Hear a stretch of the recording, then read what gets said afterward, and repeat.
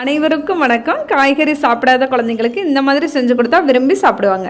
இப்போ இதுக்கு தேவையான பொருள் என்னன்னு பார்த்தீங்கன்னா, ஒரு முட்டைக்கோஸில் ஒரு கால் பகுதியை இந்த மாதிரி பொடியாக கட் பண்ணி வச்சுக்கோங்க. அடுத்து ஒரு கேரட் பொடியாக கட் பண்ணிக்கோங்க. அடுத்து ஒரு 15 பீன்ஸ் அதையும் பொடியாக கட் பண்ணி வச்சுங்க. ஒரு குடமிளகா அதையும் பொடியாக கட் பண்ணிக்கோங்க. இப்போ ஸ்டவ் ஆன் பண்ணிவிட்டு கொஞ்சமாக ஆயில் சேர்த்துக்கோங்க. இதில் நாம் நறுக்கி வச்சுருக்கிற அந்த பீன்ஸை ஃபஸ்ட்டு சேர்த்துக்கலாம். ஏன்னா பீன்ஸ் வேகிறதுக்கு கொஞ்சம் லேட் ஆகும், அதனால தான்.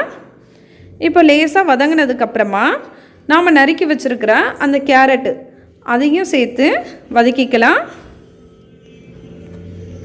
இது ரெண்டும் லேசாக வதங்கினதுக்கப்புறமா நாம் முட்டைக்கோஸையும் கேப்சிகத்தையும் சேர்த்துக்கலாம்.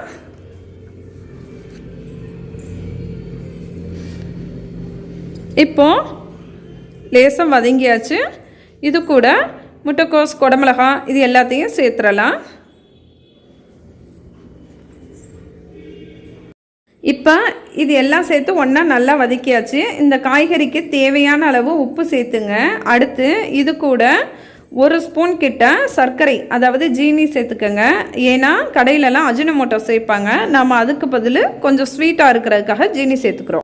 இது கூட ஒரு ஸ்பூன் கிட்ட மிளகுத்தூள் காரத்துக்காக சேர்த்துக்கலாம். வேறு எதுவும் சேர்க்க வேண்டாம், மிளகுத்தூள் மட்டும் போதும். அதிகமாக சேர்த்திங்கன்னா கருப்பாக தெரியும், ஒரு ஸ்பூன் போதும்.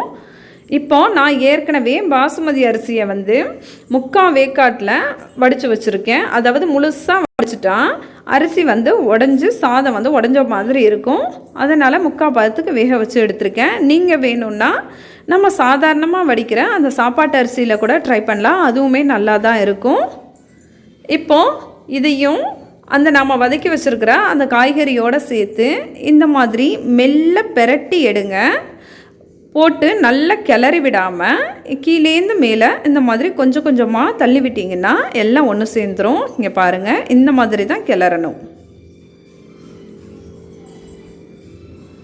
அவ்வளோதான், நம்மளோட சூப்பரான சுவையான ஃப்ரைட் ரைஸ் தயாராகிடுச்சு. இந்த மாதிரி செஞ்சு கொடுக்கும்போது பசங்க கடையில் வாங்கின மாதிரி ரொம்ப விரும்பி சாப்பிடுவாங்க.